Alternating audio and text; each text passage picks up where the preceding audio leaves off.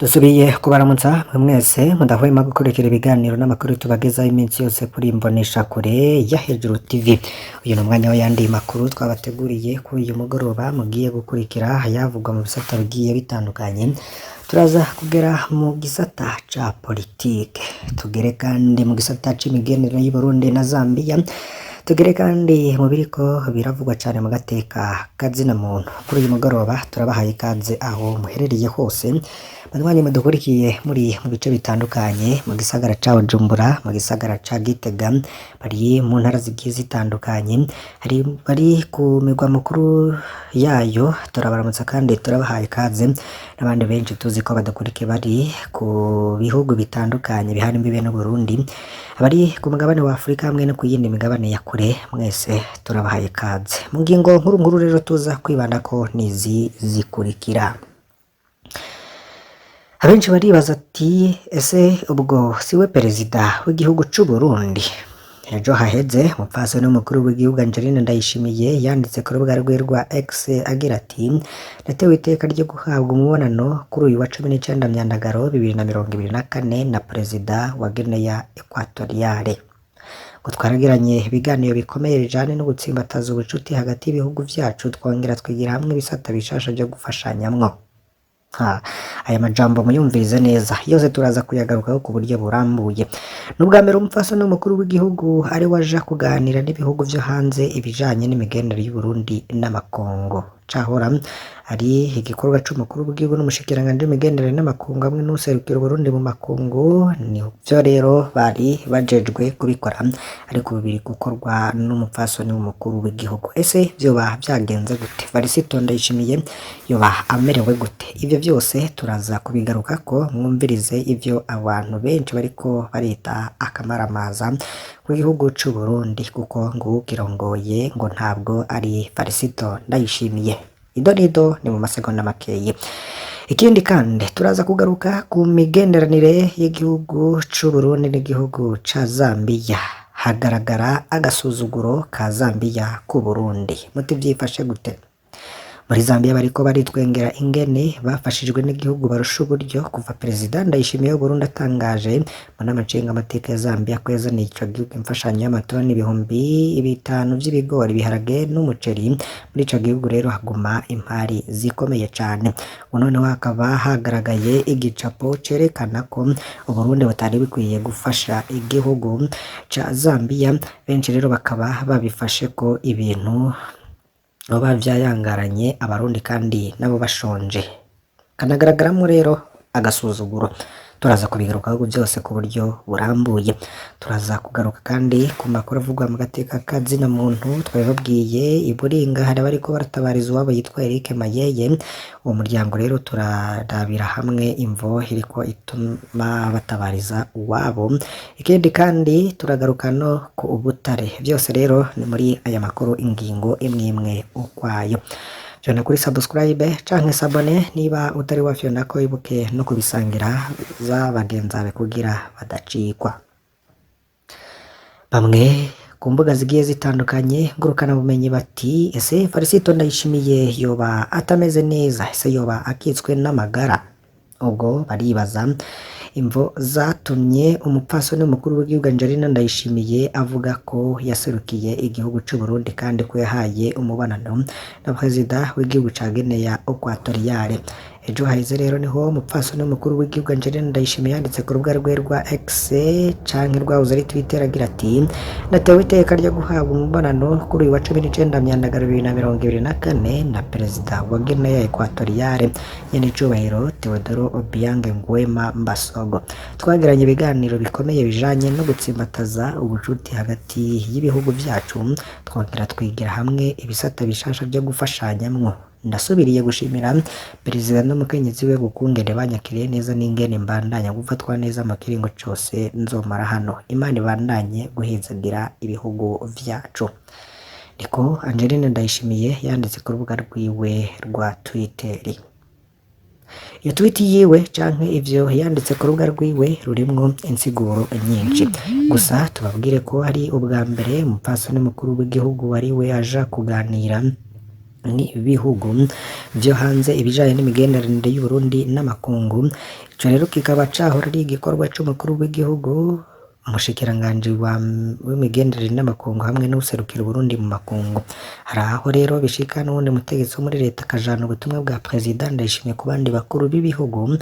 Kubw'amategeko umupfasoni n'umukuru w'igihugu nta kibanza n'ububasha na bukeyi afise muri leta no muri ivyo vyo guserukira Uburundi mu makungu. Imvura ya Angelina Ndayishimiye yakoresheje hano ntinavuga ko yoba yarungika mu butumwa n'umushingantahe wiwe, abivuga nk'userukira Uburundi afata ingingo ku bijanye n'imigenderanire y'u Burundi n'amakungu. Imvugo hagati y'ibihugu vyacu nayo rero ikaba isanzwe ikoreshwa n'abakuru b'ibihugu. Birazwi ko rero bishika abapfasoni b'abakuru b'ibihugu bakagira ububasha budasanzwe ku bagabo babo, kuryo no mu vy'ukuri abo bakenyezi ari busanga batwara ibihugu. Ariko rero iyo bimeze gutyo abo bakenyezi barabinyegeza, ntibashobora no kwerekana ku mugaragaro ko ari bo bategeka.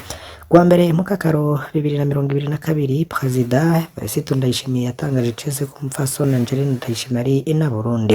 Ico rero ntiyasiguye ico bivuga kuba ina Burundi canke ububasha uwo muntu afise. Amateka y'u Burundi rero ntivyari bwabeho ko umukenyezi w'umukuru w'igihugu canke umwamikazi yitwa iryo zina. Kumbure ububasha bwa ina Burundi buratangwa no kwigaragaza, ariko vyiza vyotomorwa hakabaho amategeko abisigura muri urwo rugo rwa ina Burundi hamwe na Sebarundi.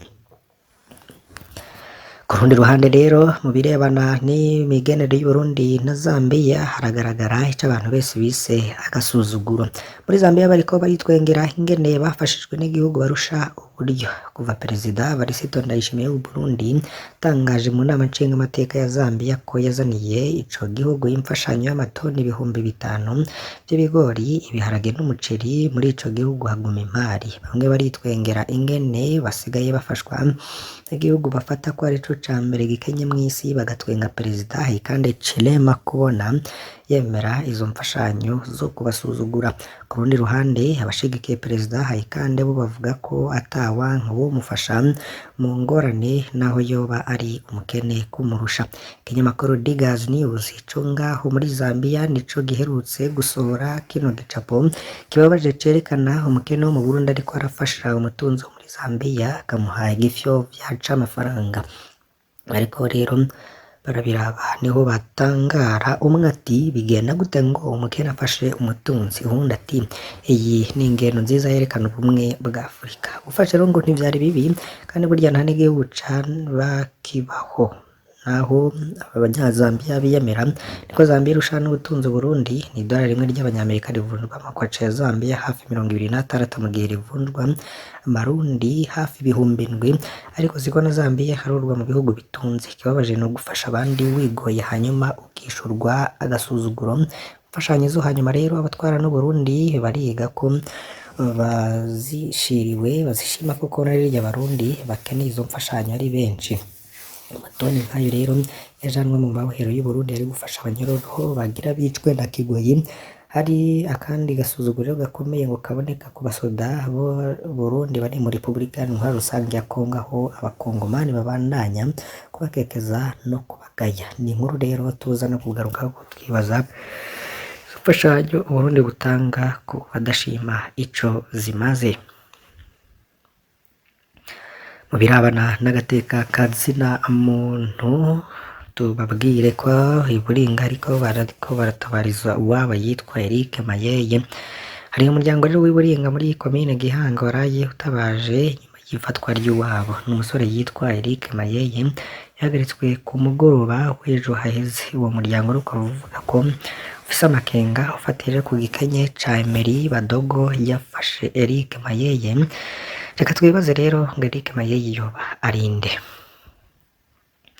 Ubwo n'umusore w'imyaka 31 yavukiye mu Rukaramu muri komine Mutimbuzi, ariko yakuriye aho iburinga muri komine Gihanga mu ntara ya Bubanza.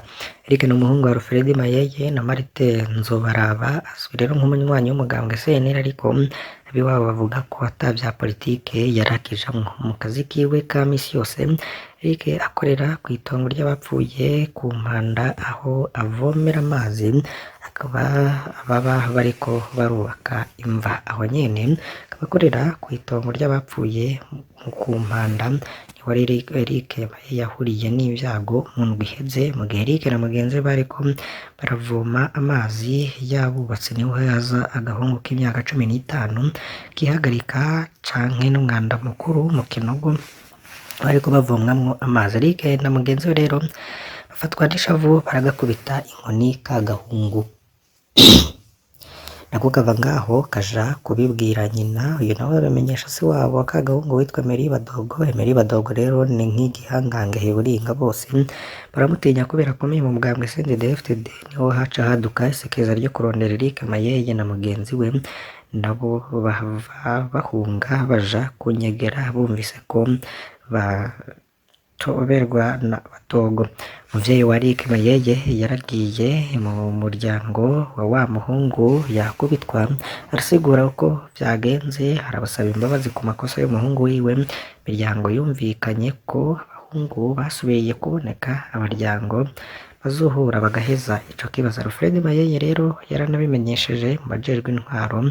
Ifatwa rya Eric Mayeye na mugenzi we ku mugoroba w'ejo waheze ari kw'itariki ya 19 ukwezi k'umunani 2024, Eric Mayeye na mugenzi we baragarutse Buringa mu gihe bari kw'ibarabara rya kaburimbo bariko bitegura kuja mu muryango wa muhungu yakubitwa. Niho haza imodoka y'Abadogo aca ategeka abapolisi ari kumwe gufata Eric Mayeye na mugenzi we, kubaboha no kubakubita bakabanoza. Ivyo byose rero barabikoze, baca babatera muri ya modoka ya Emery Badogo, nawe afata ibarabara rija Igihanga. Abaryango ba Eric Mayeye rero baradaranye ubwoba bwinshi, ntibazi niyo Emery Badogo yajanye Eric Mayeye na mugenzi we, ntibazi nuko baraye bameze. Ku bwabo rero ico kibazo cari gito kuko imiryango yari yumvikanye uko ikirangiza, ntibatatahura n'ingene umuntu kubera akomeye muri CNDD-FDD acagira ububasha bwo kwihanira agarigana abantu mw'ijoro atamuta afise, akabukubitisha kongera akabajana iyo ashatse, bagatakamba ko umwana wabo ngo ntiyicwe, mu gihe uyu mwaka aho muri komine Gihanga hagera afatwa abantu bagaca baburwa irengero ryabo. Ntituraronka rero Emery Badogo nawe ngo agire ico yavuze kuri ivyo yagirijwe. Mu bindi bivugwa nuko mu makuru rero avuga mu bisata bitandukanye by'ubutunzi bw'igihugu, tubabwire ko hagati y'umwaka wa 1970 n'ibihumbi 2018 Uburundi bwibwe miliyaridi 6 z'amadolari y'abanyamerika mu ishorwa ry'ubutare. Byashikirijwe rero Nsengendakumana, muhinga mu vy'ubutunzi akaba n'umwigisha muri za kaminuza mpuzamakungu, hari mu kiganiro catunganijwe n'Ibanki Nkuru y'Igihugu BRB kuri uyu wa 20 Myandagaro ku cirwa citwa inyuruzwa ry'ubutunzi bwa Afurika, ababikora n'ababorohereza.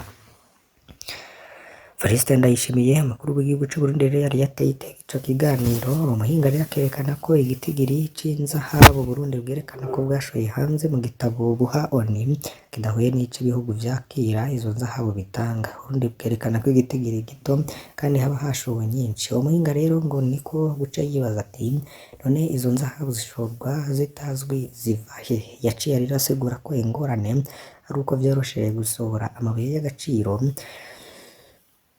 yanyegeje OBR, ngo nk'akariro biroroshe gusohora mu kinywa ibiro 5 vy'inzahabu kuruta gusohora amatoni ya kuyure. Ni muri iyo ntumbero asaba leta y'u Burundi gutunganya neza kandi mu muco rudanazwa ruto rw'inzahabu, kugira ngo ariho hari imyuruzwa rinini cane, kuko ariho hari imyuruzwa rinini cane.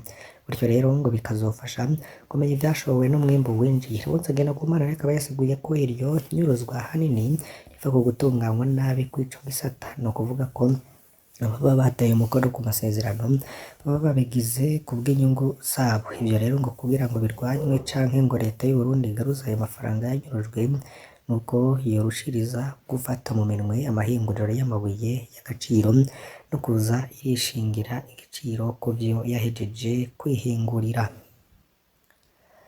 dukengurukiye mwese mwari mudukurikiye muri aya makuru, tubasabe kugira ngo ntimuze gucikwa n'ibindi bigiye bitandukanye tubagezaho kuri iyi mboneshakure ya Hejuru TV. Mu bisata bitandukanye murazi neza ko tugeramo tukabagezaho inkuru ziba zivugwamwo cane, basabe kugira ngo mufyonde kuri subscribe canke sabone niba mutari mwafyondako, mwibuke no kubisangiza bagenzi banyu kugira ngo badacikwa n'amakuru yose tubagezaho. Imana ibahezagire. Iyi ni imboneshakure ya Hejuru TV.